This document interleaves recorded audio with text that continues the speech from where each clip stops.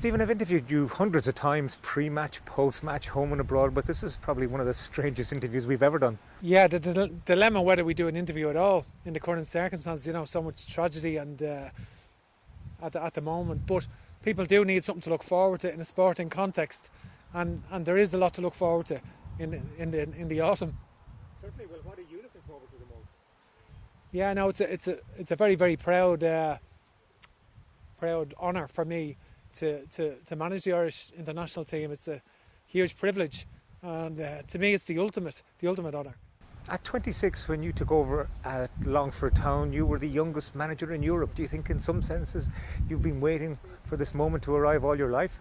No, I don't think it was as straightforward as that. I think, listen, it's been, I love coaching teams, I love managing teams, and I've managed some terrific players and worked with some outstanding coaches in the league over the years, and this is the pinnacle of your career, this job, so I'm looking forward to it now. But do you feel in some ways that it's your destiny? I mean, you gave up on the playing side very early and decided you wanted to be a coach in your 20s. Well, yeah, that's a long time ago now, but a lot has happened since.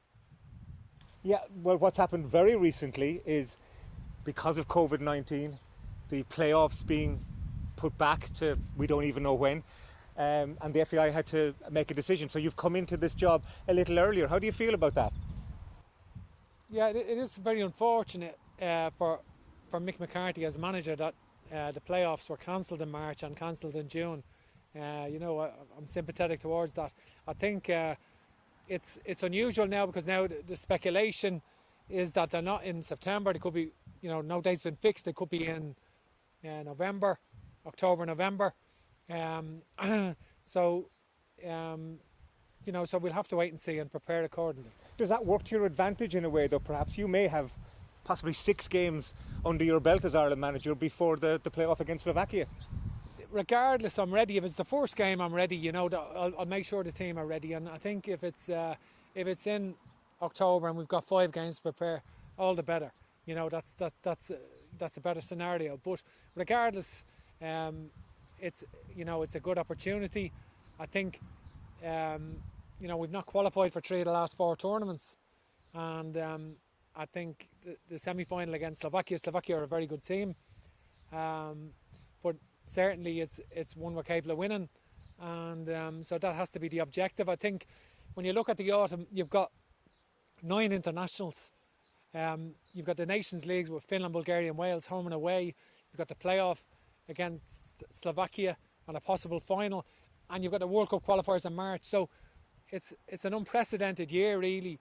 And the way I would look at it, if we were successful and get to the Euros, we'd actually have 13 competitive games and three or four friendlies as well. So there never be a year like that in terms of number of games. And I think so that has to be the objective. I think with a lot of the young players coming through as well, and the current squad that's there, it's an exciting time for Irish football.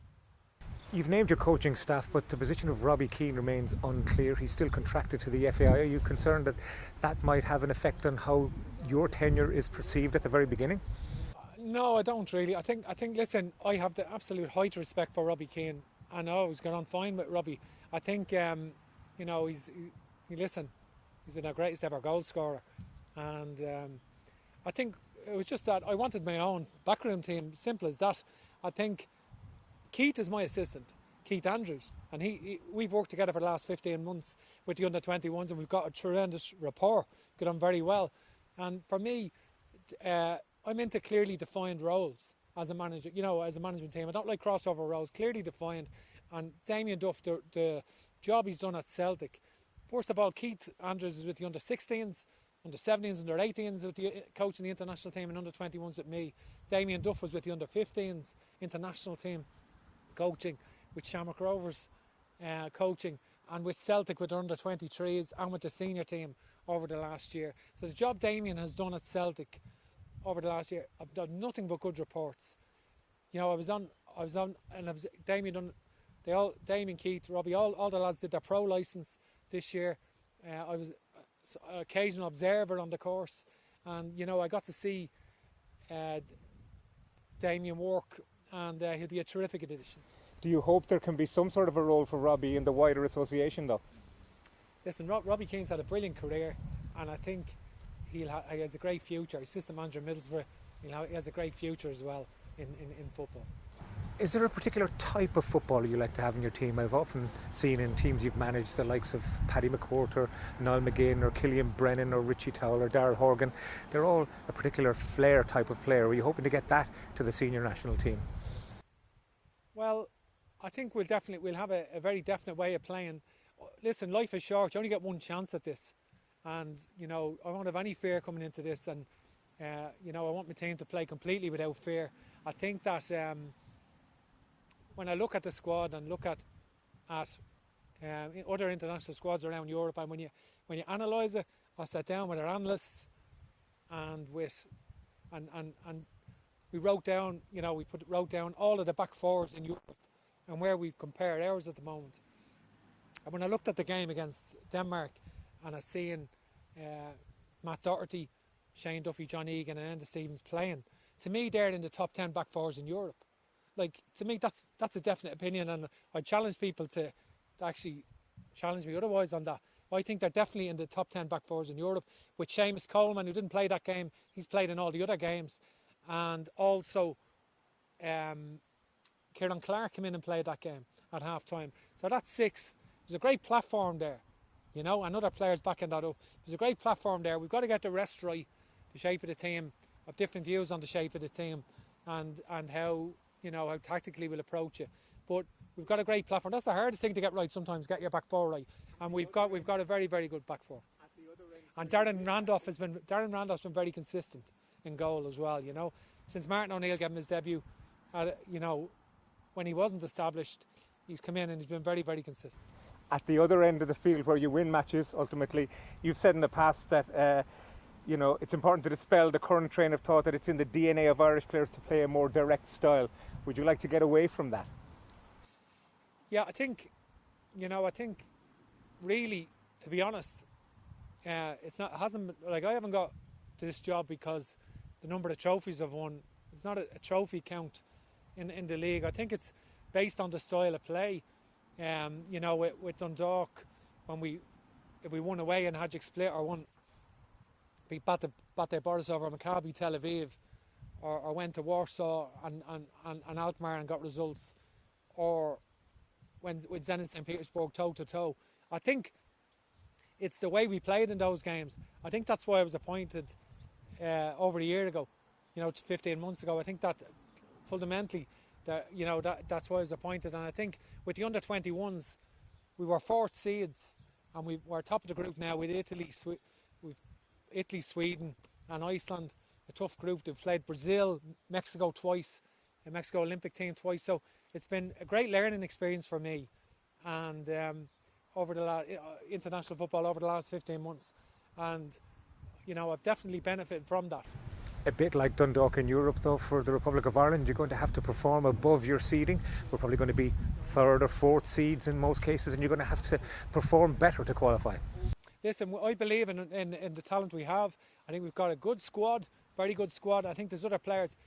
We've got an emerging crop over a period of time who will influence the squad.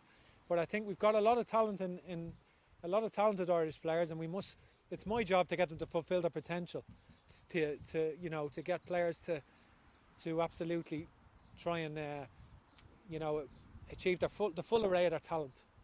Stephen, you've come from the League of Ireland, and are you giving hope now to League of Ireland players that there's an avenue, an opportunity for them in the international side? I think we've got to pick players on merit, on their talent.